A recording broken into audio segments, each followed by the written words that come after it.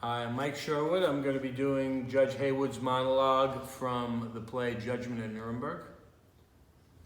The trial conducted before this tribunal began over 8 months ago. The record of evidence is more than 10,000 pages long, and final arguments of counsel have been concluded. Simple murders and atrocities do not constitute the gravamen of the charges in this indictment.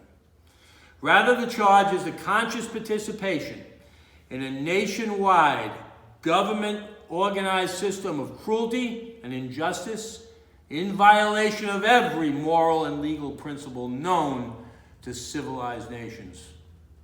The tribunal has carefully studied the record and found therein abundant evidence to support, beyond a reasonable doubt, the charges against these defendants. Herr Rolf, in his very skillful defense, has asserted that there are others who must share the ultimate responsibility for what happened here in Germany. There is truth in this.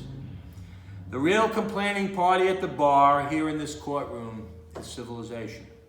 But the tribunal does say that the men in the dock are responsible for their actions. Men who sat in black robes in judgment on other men. Men who took part in the enactment of laws and edicts, the purpose of which was the extermination of human beings. Men who in executive positions actively participated in the enforcement of these laws, illegal even under German law. The principle of criminal law in every civilized nation has this in common. Any person who furnishes the lethal weapon for the crime, any person who is an accessory to the crime, is guilty of murder.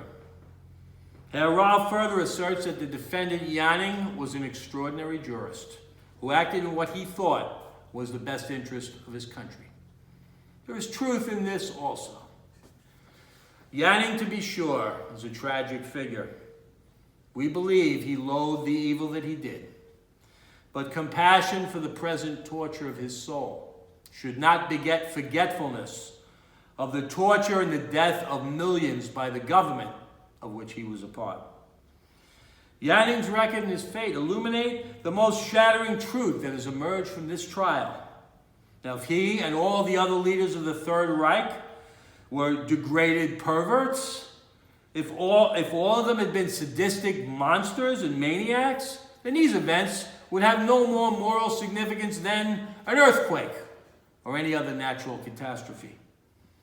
But this trial has shown that in a national crisis, ordinary and even able and extraordinary men can delude themselves into the commission of crimes so vast and heinous that they beggar the imagination.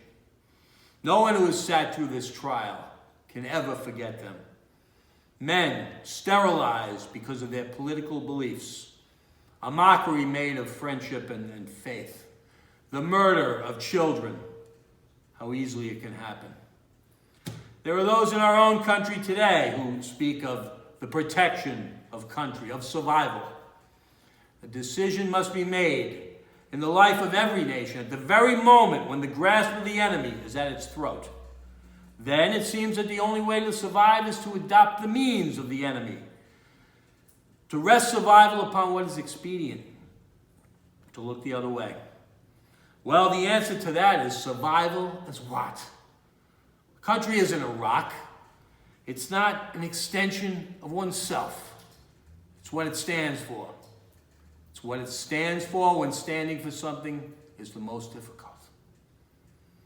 Before the people of the world, let it now be noted that here in our decision, this is what we stand for: justice, truth, and the value of a single human being.